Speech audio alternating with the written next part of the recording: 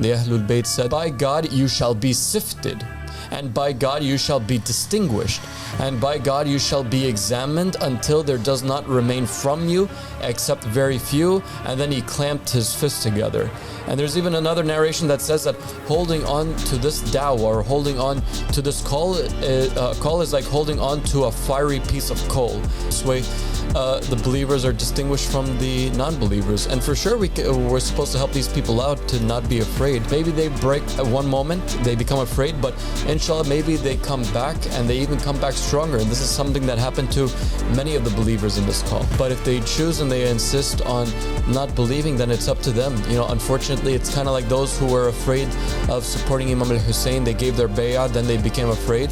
But then these people, they ended up killing Imam al-Hussein by not supporting him.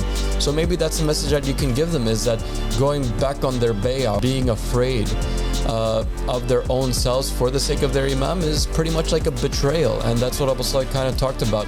We're not a people who force people, obviously, but we are people who at the same time, when a person pledges allegiance, they have to understand, why are they pledging allegiance, and are we going to behave like the people in the time of Imam al-Hussein, or are we going to stand in front of Imam al-Hussein so he doesn't get his head chopped off again?